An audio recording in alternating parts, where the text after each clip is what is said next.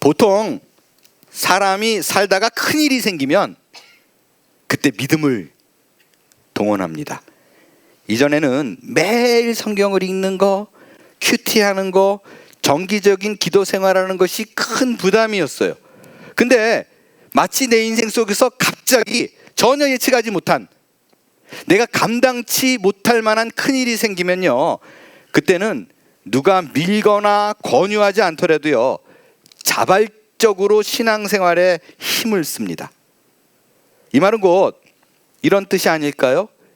믿음이라는 것이 평소에 큰 탈 없이 루틴한 생활이 돌아가고 있을 때에는 마음 한구석에 그건 부담이었어요. 믿음이라는 것이. 예배를 드리고 기도를 하고 봉사를 하고 헌금을 하는 것이요, 내 인생 속에서 진짜 기쁘고 즐겁고 행복한 일이에요. 그렇다면 사실 내게 큰일이 있거나 그렇지 않거나 아무 일이 없어도 그냥 루틴하게 상관없이 이루어지는 그 모든 신앙생활을 기쁘게 다 할 거예요. 근데 그렇지 않잖아요. 생각하게 되잖아요.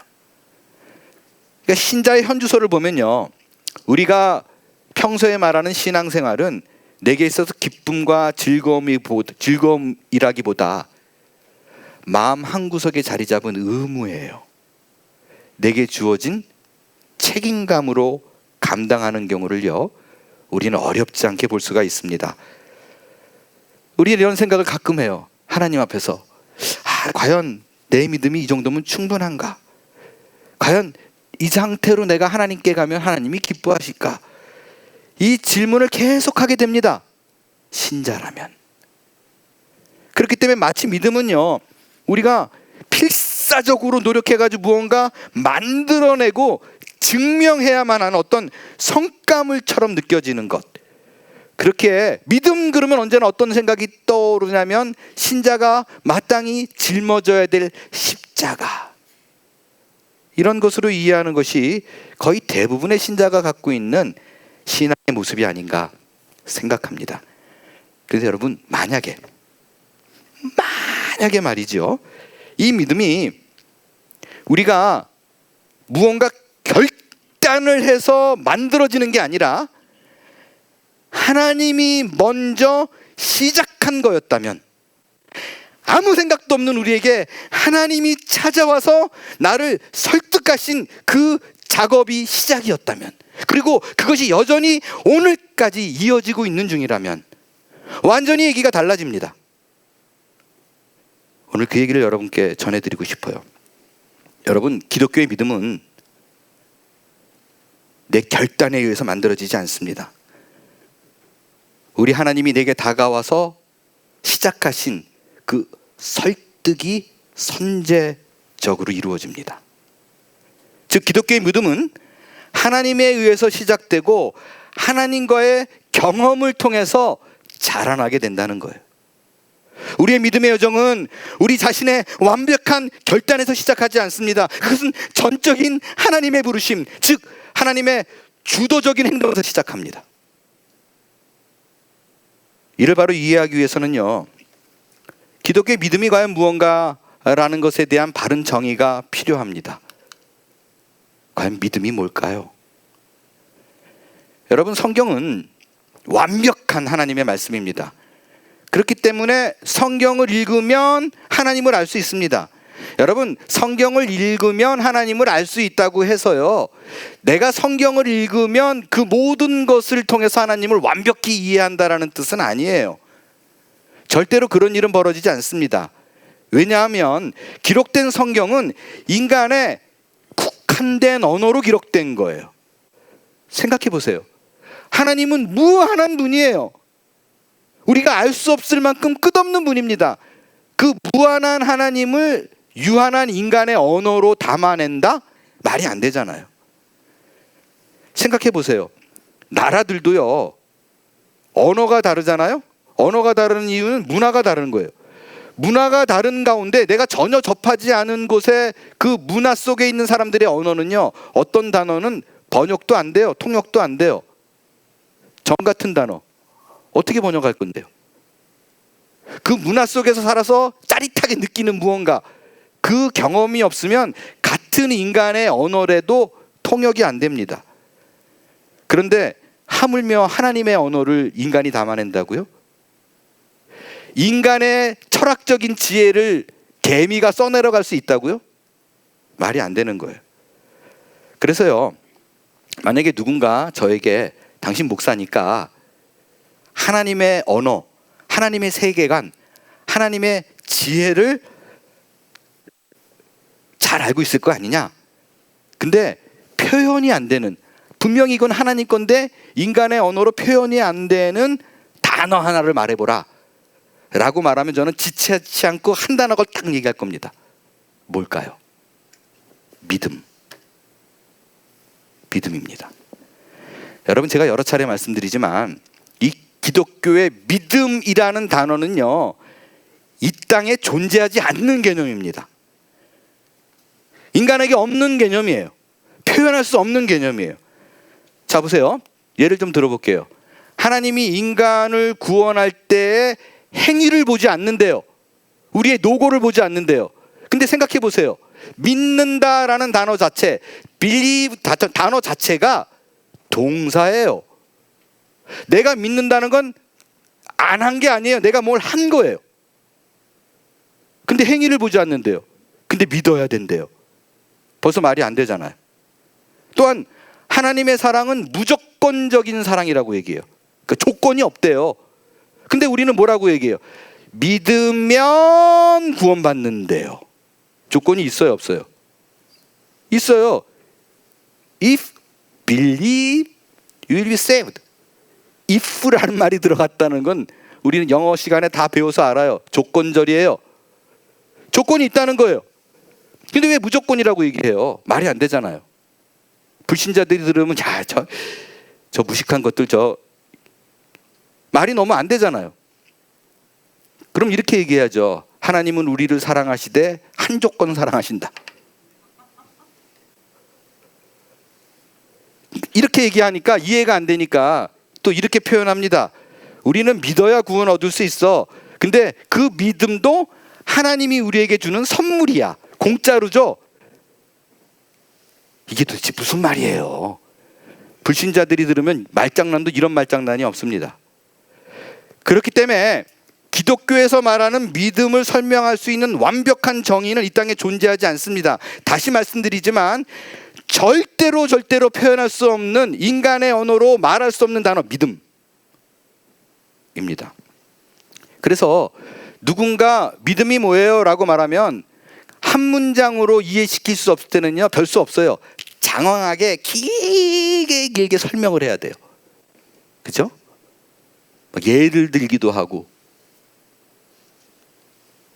그러면 믿음을 어떻게 설명하면 좋을까 고민하다가 딱 좋은 방법이 있어요. 그건 뭐냐면, 믿음이 도무지 이게 해석이 안 돼요. 그러면 믿음의 반대 개념을 이해하면 돼요.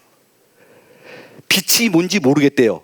어둠 속에 집어넣으면 아, 이게 빛이구나 알 수 있어요. 그래서 제가 지금 이 시간에 믿음에 대한 반대, 상대 개념이 뭔가 라고 생각을 해보겠습니다. 믿음의 반대말이 뭘까요? 예, 불신. 그게 국어사전 정답이에요. 국어사전은 믿음의 반대는 불신이에요. 근데 성경적 믿음의 반대는 불신이 아니에요. 율법입니다. 여러분, 인간이 구원 얻을 수 있는 방법이 몇 가지가 있어요. 몇 개예요? 인간이 구원 얻을 수 있는 방법. 이 질문엔 대부분 우리가 구원 얻을 수 있는 방법은 한 가지밖에 없습니다. 예수 그리스도 십자가를 통해서만 구원받습니다 라고 대답합니다. 아니에요. 구원 얻을 수 있는 방법이 두 가지예요. 하나 더 있어요. 뭐예요? 율법이에요. 우리는 율법을 통해서 구원받을 수 있어요. 성경에 기록된 뭘 해라 하지 말라라는 게 613가지예요. 이 613가지를 태어나면서 죽을 때까지 단 하나도 어기지 않고 몽땅 다 지키면 구원 얻어요. 근데 이게 가능해요? 불가능해요? 불가능해요. 그래서 하나님이 예수님을 보내주신 거예요. 이거 안 지켜도 예수만 믿으면 내가 너를 구원할게. 그래서 우리가 이 땅을 살아가면서 실제적으로 구원 얻을 수 있는 방법은 한 가지밖에 없는 거예요. 그게 예수님 때문이에요. 예수를 통해서 구원 얻는다라는 것을 믿는 게 믿음이에요. 이 율법의 상대 개념이라는 말이 제가 왜 표현했냐면요, 율법은 이거잖아요. 내가 열심히 잘 지키면 구원 얻는다라는 건 내가 하나님께 뭔가 인풋하는 거예요. 원인을 계속 넣어요. 나 이거 잘했죠, 이거 잘했죠. 당연히 그러니까 결과를 줘야 돼요. 구원이라는 그게 율법이에요. 율법은 원인을 제공하고 결과를 얻어내는 거예요. 이거의 반대말은 뭐냐면 나는 하나도 하나님께 원인을 제공한 게 없어요. 잘한 게 없어요. 뭐 한 게 없어요. 근데 하나님이 나한테 구원이라는 결과를 줘요. 율법의 상대 개념, 그게 믿음이에요. 구원의 근거가 너에게 있지 않다라는 것. 더 놀라운 건 그 믿음도 하나님이 준대요.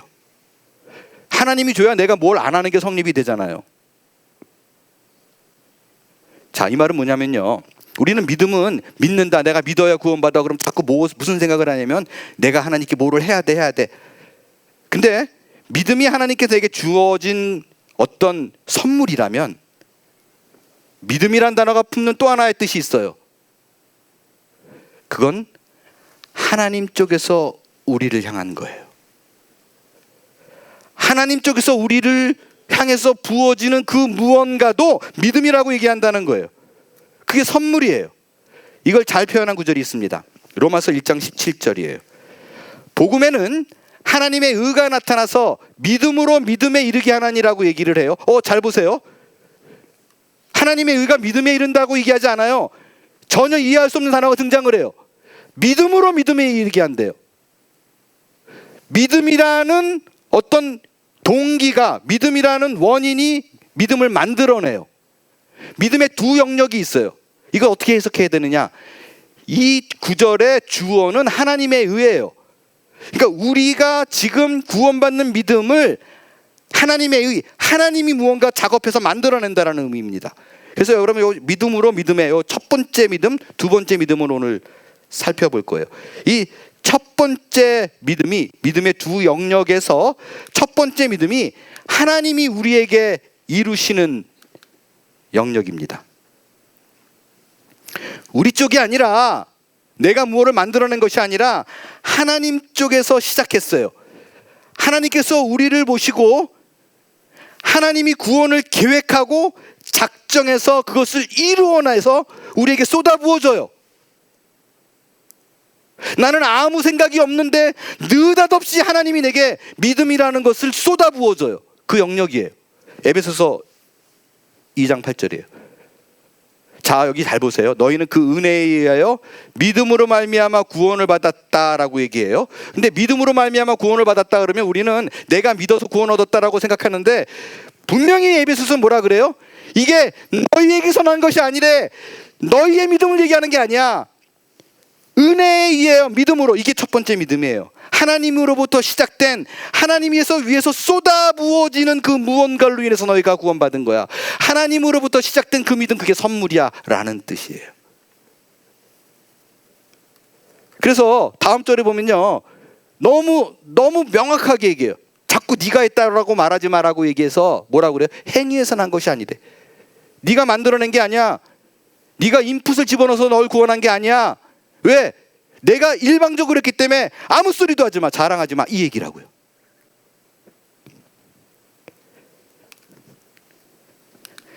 이거를 좀, 여러분, 이 그림은 제가 부임한 이후에 한 10대 번 이 등장을 했어요. 머릿속에 심어 놓으세요. 인생을 살아가다가 어느 날 갑자기 문득 하나님이라는 존재를 알게 돼요. 예수 그리스도가 내게 필요하다는 걸 알게 돼요. 내가 죄인이라는 걸 깨닫게 돼요. 그의 손을 붙잡아요. 이게 여러분이 내가 그래 오늘부터 믿자가 아니라 바로 그 순간이 위에서부터 아래로 떨어지는 하나님으로부터 시작된 믿음이라는 거예요. 아무 인생을 살고 생각도 없었는데, 목사님, 아니에요. 내가 중학교 2학년 때 수양회 가가지고요, 얘기를 들어보고 make sense. 그래서 내가 결정한 거예요. No way. 그게 어떻게 된 거냐면요, 실제적으로는 창세 이전에 내가 구원받았는데 끊임없이 여러 가지 방법을 통해서 중학교 2학년 때까지 하나님이 나를 설득했는데 내가 모르고 있다가 그날 알게 된 거예요. 내가 구원받은 자라는 것을 인지가 시작된 지점이 중학교 2학년 때예요. 오늘 이 자리에도 전혀 생각 없이 갈다가 어느 날 보니까 내가 교회에 와 있어요. 내가 결정한 거 아니에요. 하나님이 끊임없이 위에서부터 시작돼서 이걸 칭의라고 얘기해요. 이미 구원은 그때 시작된 거예요.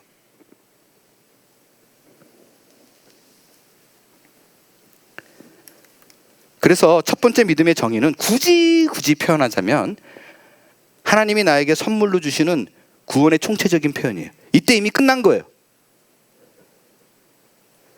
하나님 쪽으로부터 시작된 구원의 작정 계획, 첫 번째 믿음이에요. 이번엔 로마서 1장 17절에 말하는 그 믿음, 이게 첫 번째 믿음은 하나님으로부터 내게 부어진 거예요. 근데 하나님으로부터 내게 무언가 부어진 게 또 다른 믿음을 만들어낸대요. 그게 두 번째 믿음이에요. 그 두 번째 등장한 믿음은 인간에게 속하는 거예요. 이미 이때 끝났어요. 구원 받았어요. 근데 내가 구원 받았는지 안 받았는지 도대체 몰라요. 이대로 살아도 되냐? 두 번째 믿음은 뭐냐면요, 이때 믿었는데 그 뒤로 살아가는 모든 과정 속에서 하나님을 경험하는 거예요. 하나님이 계시네? 에이, 안 계시네. 내 이럴 줄 알았어. 진짜 계시네. 이런 일이 우리의 삶 속에 끊임없이 반복해요. 근데 재밌는 건 이게 이렇게 계속 올라가지 않아요. 올라갔다 내려갔다. 언제는 내가 주님 선교사로 가겠습니다, 나를 받으소서. 그러다가 나는 지옥 가겠다. 이게 끊임없이 반복돼요. 근데 수십 년이 지난 어느 세월 돌아다 보면 내가 컸어. 이제는 의심하지 않는 부분들이 생겨납니다. 그래서 이걸 성화라 그러는데요, 이 삶의 과정 속에서 내가 하나님 가요 말아요. 됐네. 가요 말아요. 되네. 하나님을 경험하는 과정이에요. 이 하나님을 경험하는 과정 속에서 내가 하나님을 신뢰하는 것, 이게 두 번째 믿음이에요. 그 믿음이 자라나는 거예요. 이때는 내 결정이 중요해요. 위에서 쏟아부을 때는 룰루랄라 살다가 갑자기 뒤통수 맞은 것처럼 있지만, 이 성화의 과정 속에서는 하나님 진짜 계세요? 아닌 것 같은데 계시네요. 이게 확인되면 오케이. 잠깐만 생각해 보니까요, 내 인생 속에서 잠깐 이 A 쪽으로 가면 이건 논리적으로, 이론적으로, 세상적으로 괜찮아요. 근데 기도할 때마다 자꾸 하나님 이쪽으로 가래요. 하나님 이거 아닌데, 이거는 망하는 길 아니에요? 근데 자꾸 하나님 이 길이래요. 그리고 누군가 자꾸 이쪽으로 몰아가요. 그게 느껴져요. 그럴 때 에라이 모르겠다, 하나님 신뢰합니다라고 선택을 해봐요. 근데 내 생각과 다르게 하나님의 뜻의 길이 열려요. 이런 경험이 쌓아나가야 돼요. 오늘 분명히 이 자리에서요, 제가 이렇게 아무리 목청이 외쳐라 혼신을 기울여 설명을 해도 뭔 소리 하는가, 목사님이 오늘 설교를 중국말로 하시네, 이러는 분이 계세요. 제가 지금 보니까 딱 두 분 계세요. 죽겠어요. 이런 분들을 위해서 제가 이 두 가지 믿음을 가장 잘 보여준 성경의 인물을 한 명 소개하고자 합니다. 인물은 다름이 아닌 오늘 히브리서 본문의 주인공 아브라함입니다. 아브라함이 가진 별명이 있어요. 아브라함이 가진 별명이 뭐죠? 믿음의 조상. 믿음의 조상. 왜 믿음의 조상이라고 얘기하냐면요, 기독교의 믿음의 시작이 그때부터 시작된 거예요. example이에요. 대한민국 한국민의 조상이 누구예요? 당군 할아버지. 유대인의 조상은 아브라함. 이때부터 유대인이 시작한 거예요. 그렇기 때문에 우리는 아브라함 그러면 떠오르는 이미지가 있어요. 아들을 그냥 제단에 바치고 주님 뜻대로 하소서. 이야, 언제 나는 그렇게 되나. 이런 믿음이 있기 때문에 하나님이 그를 택했어. 왜? example이잖아. 더 확인되는 게 있어요. 오늘 히브리서 본문 되니까 뭐라 그래요? 믿음으로 아브라함은 부르심을 받을 때 어딜 갈지 모르지만 일단 가고 보자. 왜? 하나님이 얘기하니까. 이렇게 얘기해요. 나는 그럴 자신이 없거든요. 이 동네 저 동네 옮겨 다니는 거, 주를 바꾸고 나라를 바꾸는 것도 고민하는데 안 그래요? 근데 야, 아브라함은 아무 생각 없이 하나님이 가라 그러니까 갔대. 이게 우리가 갖는 아브라함의 이미지예요. 그러나 근데 여러분, 우리가 아브라함 시리즈를 통해서 이미 살펴봤어요. 이 히브리서에서 갈 바를 알지 못하고 갔다라는 것은 결론적으로 그의 삶을 전체적으로 조명한 결과이지, 여러분, 아브라함의 믿음의 시작은요, 믿는 사람이 아니었어요. 장담은컨대 여러분보다 훨씬 못해요. 오히려 성경은 뭐라고 얘기하느냐? 그는 우상을 섬기는 사람이었다라고 얘기해요. 아, 목사님 아니에요. 전 주일학교 때 그의 아버지 데라가 우상을 만들었고 섬겼고요. 그 우상을 섬기는 가운데 있는 아버지를 거부해서 그는 믿었기 때문에 하나님이 택한 거예요. No way. 성경에 없는 말 하지 마요. 성경에 뭐라고 얘기하냐면 여호수아가 자기 백성들에게 이렇게 얘기합니다. 우상을 만드는 사람이 있었는데 너희 조상들이래요. 아브라함의 아버지 데라가 섬겼다라고 얘기하지 않아요. 조상들이래요. 아브라함과 그의 형제 나홀과 그의 아버지 데라 몽땅 다 우상을 섬기는 집이었어요. 그게 성경의 얘기예요. 우상을 섬기고 있었는데 느닷없이 하나님이 나타나가지고 가라고 그런 거예요.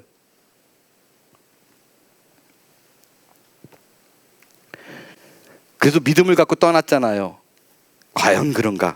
절대 그의 길이 믿음의 길이 아니었다는 것을 성경 곳곳에서 확인할 수 있어요. 일단 하나님께서 맨 처음 부른 것은 메소포타미아 갈대아 우르였었어요. 근데 갈대아 우르를 떠나서 가나안 땅으로 그랬는데 이렇게 안 가요.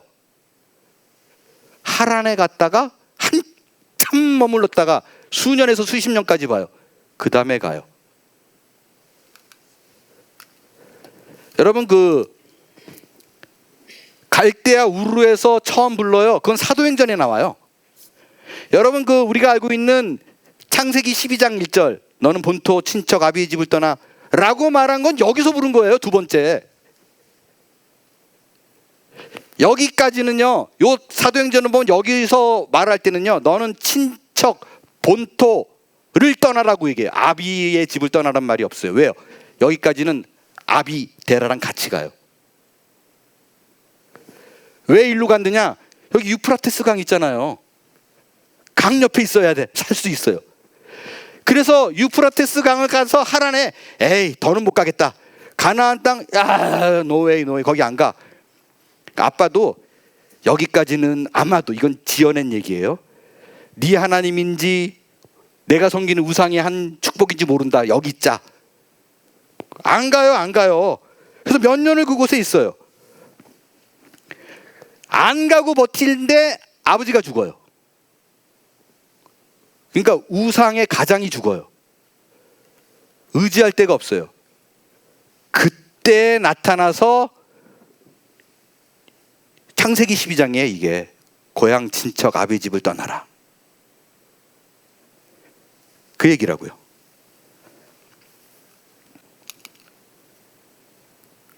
그래서 하란에서 가나안 땅으로 내려갑니다.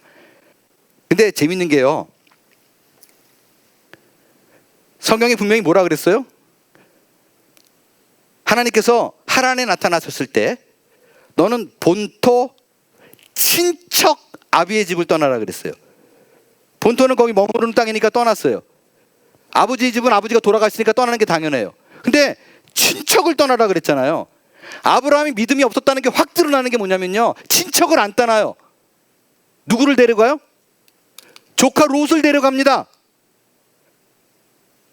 말 무지하게 안 들어요. 왜 롯을 데려갔을까요? 뻔해요. 아버지도 없어요. 근데 하나님이 어떤 분인지 증명이 아직 안 됐어요. 야, 너라도 같이 가자. 나홀, 자기 형은 거기 남겨두고, 나홀 남겨두고 그냥 롯을 데리고 갑니다. 조카를. 하나님 못 믿는 거예요. 누군가 나를 지켜줄 또 다른 사람이 필요해요. 여러분, 이 모습이 여러분이 믿음의 조상으로 알고 있는 아브라함의 신앙의 모습이에요. 여러분 잘 보세요. 하나님이 당대를 이렇게 둘러보다가 야, 믿음의 조상을 누구 만들까? 진짜 심지가 굳건하고 나를 향한 예배하는 마음이 단단하고 내가 말하면 순종하는 사람을, 의로운 사람을 택해야겠다라고 결심했다면요, 아브라함 안 뽑아요. 당대에 하나님의 위인으로 불렀던 욥이 같은 시대 사람이에요. 만약에 하나님의 기준이 진짜 신실하고 심지가 곧은 사람이면 아브라함 택하지 않아요. 욥을 뽑죠. 당대의 의인이니까. 그런데 하나님은 욥을 불러다가 믿음의 조상 삼지 않아요. 우상 섬기고 심지도 약하고 믿음 약한 아브라함을 뽑아서 믿음의 조상 삼습니다. 왜냐? 여러분, 기독교의 믿음은 나에게서 시작하는 것이 아니라 하나님으로부터 시작한다는 것을 가장 상징적으로 보여주는 인물, 아브라함이에요. 그래서 그를 모델 삼은 거예요. 여러분, 이것이 구원의 시작입니다. 구원의 조건은 나로부터 시작하는 것이 아니라 하나님 쪽에서 시작해서 말도 안 되게 나에게 쏟아부어 주시는 은혜, 그것이 믿음의 시작입니다. 여러분이 아브라함의 믿음의 시작을 보세요.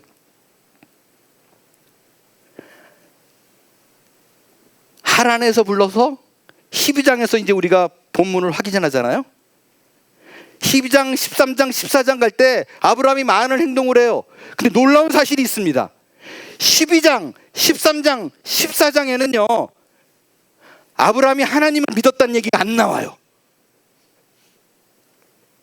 15장 가서야 비로소 아브라함이 하나님을 믿으니라고 나옵니다. 이게 수년 걸렸어요. 그래서 여러분들, 나는 수십 년 예수 믿었는데 왜 요 모양 요 꼴이냐? 당연한 거예요. 아브라함도 그랬어요. 15장 가서야 비로소. 여러분, 그의 믿음이 어떻게 생겼어요?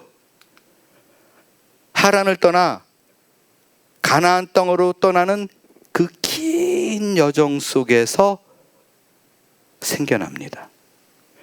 이집트에 가서 아내를 누이라고 속이죠. 2번 속여요. 이런 간도 커요. 조카 롯과 헤어질 적에 너무너무 힘들었죠. 그리고 롯이 좀 잘 살았으면 좋겠는데 나가가지고 또 포로로 잡혀요. 몇 명 되지 않은 인원을 끌고 가가지고 구해냅니다. 전쟁을 치러요. 여러분, 그 12장, 13장, 14장 그 모든 과정 속에서 그는 살아계신 하나님을 경험합니다. 하나님이 그의 삶에 직접 개입해서 자기의 신실함을 증명하고 계속해서 그를 설득해요. 그의 삶 모든 내용 전체가 하나님께서 그를 믿음의 사람으로 빚어가는 위대한 설득의 드라마. 그게 아브라함의 이야기고 그의 과정을 통해서 아하, 그리고 우리가 생기는 믿음을 알게 됩니다. 그러니까 기독교의 믿음은 무엇인가? 어떻게 생기는가? 그건 하나님으로부터 시작합니다. 하나님의 신실하심이 우리 삶에서 그것이 증명될 때 그것을 경험하는 우리 인격 속에서 하나님을 향한 믿음과 신뢰가 조금씩 자라나게 되는 거예요. 그게 바로 로마서에서 말한 믿음으로 믿음에 이르는 신자의 삶인 것입니다.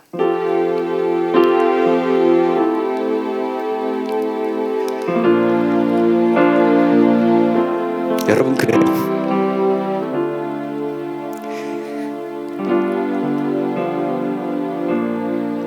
이 아브라함의 이야기가 우리의 이야기요, 곧 하나님이 우리를 향하신 이야기입니다. 이 이야기의 시작은 언제나 하나님의 부르심, 하나님으로부터 오는 영원한 초대로 시작됩니다. 하나님은 우리의 연약하고 부족한 그 모습 그대로 우리를 부르고 계십니다. 그리고 삶의 구체적인 그 경험들을 쌓이게 하셔서 우리를 더 깊고 진하고 깊은 믿음으로 인도하고 계세요. 여러분, 우리가 그 길을 걸어갈 때 때로는 내 자신이 너무 실망하고 좌절스러울 때가 있어요. 정말 내가 믿음의 사람이 맞는가? 그 미성숙함으로 부족할 때도 보입니다. 여러분, 괜찮습니다. 그것은 실패의 증거가 아니라 하나님께서 우리를 빚어가고 계시다는 지극히 정상적인 과정의 일부입니다. 여러분, 우리의 믿음은 하루아침에 한 번에 빵 그러고 완성되지 않아요. 어디 산에 올라가서 기도 한번 하고 부흥회 가서 한 결단으로 신앙이 성숙해지는 일은 없습니다.